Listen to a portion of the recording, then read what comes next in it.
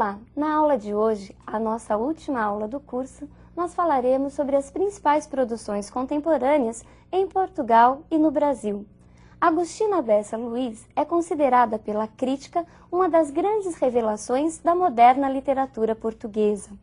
Ela ganha notoriedade a partir de um concurso promovido por uma grande editora portuguesa. Neste concurso, ela recebe o primeiro prêmio. Seu texto é eleito por unanimidade entre vários outros concorrentes.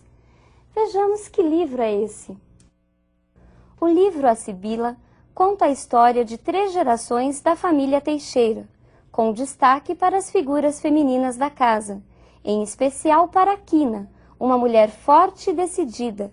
A palavra Sibila do título refere-se a ela e significa uma pessoa com inquietação espiritual, uma espécie de feiticeira. Vejamos agora a imagem de José Saramago, outro grande representante da literatura portuguesa moderna. Nos últimos tempos, José Saramago é um dos escritores portugueses mais lidos e traduzidos para outras línguas, tanto que em 1999 ganhou o Prêmio Nobel de Literatura. Entre suas principais obras estão O Evangelho segundo Jesus Cristo e Memorial do Convento. Vejamos agora a capa do livro O Evangelho segundo Jesus Cristo. O livro Evangelho segundo Jesus Cristo provocou um grande escândalo na época em que foi publicado. Dizem as más línguas que Saramago só não foi excomungado pela Igreja Católica porque era ateu. Nesse livro, Saramago reconta o Evangelho de Jesus Cristo sob um outro prisma. A narrativa é toda construída a partir de um processo de humanização da figura de Jesus Cristo, em detrimento do seu caráter divino. Memorial do Convento é outro livro importante desse autor. Nesse texto, nós encontramos uma narrativa voltada para o período da Inquisição em terras portuguesas. Saramago também nos deixa uma grande contribuição. Por quê? Porque seus textos são marcados por longos parágrafos e por uma linguagem erudita, por vocábulos selecionados a dedo. Mas vejamos o que estava acontecendo no Brasil. Quais são as produções contemporâneas? Entre as vanguardas poéticas modernistas, nós temos o concretismo, a poesia praxis, a poesia social e a poesia marginal. A poesia concreta, acreditando que a estrutura do verso tradicional já estava ultrapassada, propôs uma nova interpretação poética. Voltou-se para quê? Voltou-se para os aspectos materiais dos versos, para o aspecto gráfico da palavra. Esses poetas estavam preocupados em ocupar o espaço que até então muitas vezes ficava branco na folha. Nessa concepção, a palavra é um objeto, a palavra é tida como uma coisa. Vejamos a imagem dos 3 grandes representantes da poesia concreta. Décio Pinhatari, Haroldo de Campos e Augusto de Campos foram os idealizadores da poesia concretista. Suas ideias começaram a circular a partir da revista Noigrandes, palavra de origem provençal que significa antídoto contra o tédio. Mas essa poesia só foi lançada oficialmente em 1956, por ocasião da Exposição Nacional de Arte Concreta, realizada no Museu de Arte Moderna de São Paulo. O poema Beba Coca-Cola é considerado o símbolo destes poetas. Beba Coca-Cola, babicola, beba coca, babicola, caco, caco, cola, cloaca. O poema de Décio Pinhatari transforma, através do jogo de palavras, do jogo de significados, uma das propagandas mais conhecidas no mundo numa espécie de antipropaganda. Vejamos uma das possíveis leituras deste poema. Acompanhe a leitura das palavras destacadas. Babi, caco, cocô, cocô. Mesmo sem o acento, o poema sugere a leitura da palavra como cocô. Cola, cala, coca. Baba, caca, aca. Aca aqui é sinônimo de mau cheiro. Beba, babe, beba, babe. Percebeu que novas palavras podem ser criadas a partir dessa leitura? Palavras estas que apresentam um caráter negativo, atribuindo um aspecto negativo a toda a propaganda, daí chamarmos de antipropaganda.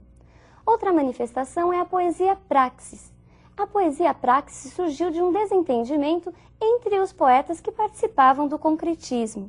Esses poetas que se desentenderam passaram a acreditar que a palavra tinha muito mais força, que a palavra era um organismo vivo e que por isso deveria ser trabalhada de uma outra maneira.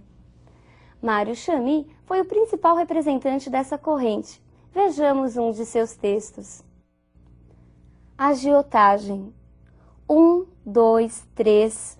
O juro, o prazo. O por, o cento, o mês, o ágio. Porcentágio.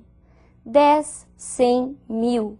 O lucro, o dízimo, o ágio, a moral, a monta em péssimo. Empréstimo. Muito, nada, tudo. A quebra, a sobra, a monta, o pé, o cento, a cota, a janota, a agiota. Nós temos também a poesia social, que ao contrário dos exageros do concretismo ou da energia da poesia praxis, voltou-se para as questões sociais e volta também a alguns aspectos do verso tradicional. Ela estava mais preocupada com as questões de caráter político, econômico e social. Vejamos um texto de Ferreira Goulart. Não há vagas. O preço do feijão não cabe no poema. O preço do arroz não cabe no poema. Não cabem no poema o gás, a luz, o telefone, a sonegação do leite, da carne, do açúcar, do pão. O funcionário público não cabe no poema, com seu salário de fome, sua vida fechada em arquivos. Como não cabe no poema o operário, que esmerila seu dia de aço e carvão nas oficinas escuras. Porque o poema, senhores, está fechado, não há vagas, só cabe no poema o homem sem estômago, a mulher de nuvens, a fruta sem preço.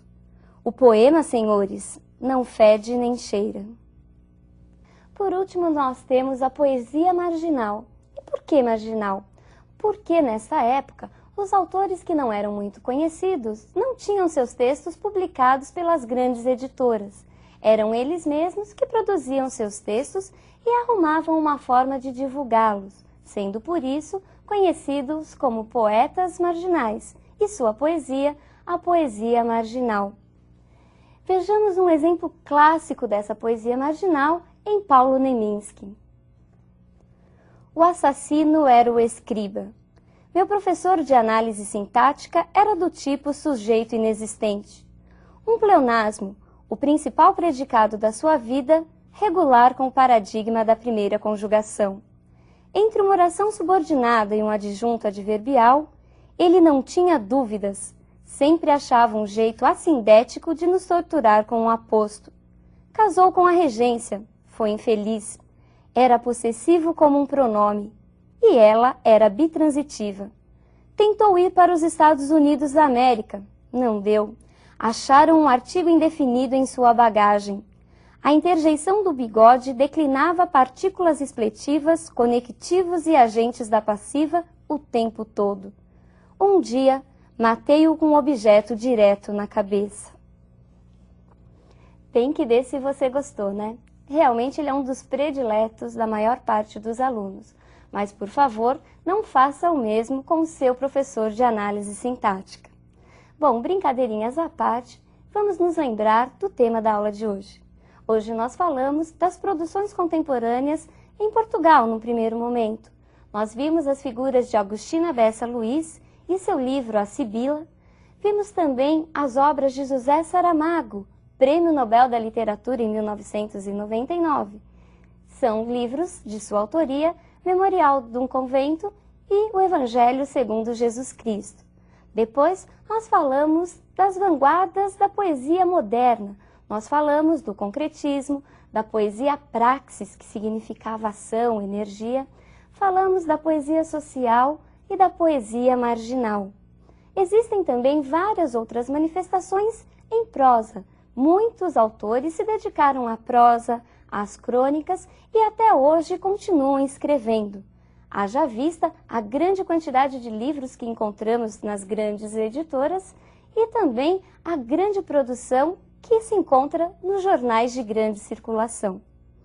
E hoje, a nossa última aula do curso, nós temos que nos despedir. Mas é importante que você guarde algumas dicas para que durante a prova, durante o exame vestibular, você se saia muito bem. E aqui vão algumas. Não se preocupe em ficar decorando data, marco inicial de um movimento, marco final de outro movimento, principais autores, os que deram início. Não, dificilmente isso irá cair. Geralmente, essas questões históricas acabam aparecendo no próprio enunciado da questão. Preocupe-se mais com as características centrais de cada movimento, com as características dos principais autores. Mas não com essas características de uma maneira isolada. O importante é que você consiga percebê-las no texto. O importante é que você faça a análise literária destes textos.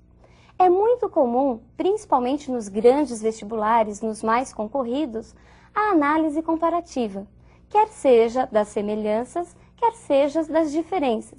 Então você pode muito bem ser solicitado a fazer uma aproximação entre Macunaíma, de Mário de Andrade, e o Leonardinho, do livro Memórias de um Sargento de Milícia. E aí, o que você faz? Um é de uma escola, outro é de outra? Mas mesmo pertencendo a movimentos diferentes, eles apresentam algumas semelhanças. É muito comum também que você compare personagens de um mesmo movimento. Isso sim é a literatura viva, é a literatura voltada para a interpretação, para a expressão da realidade.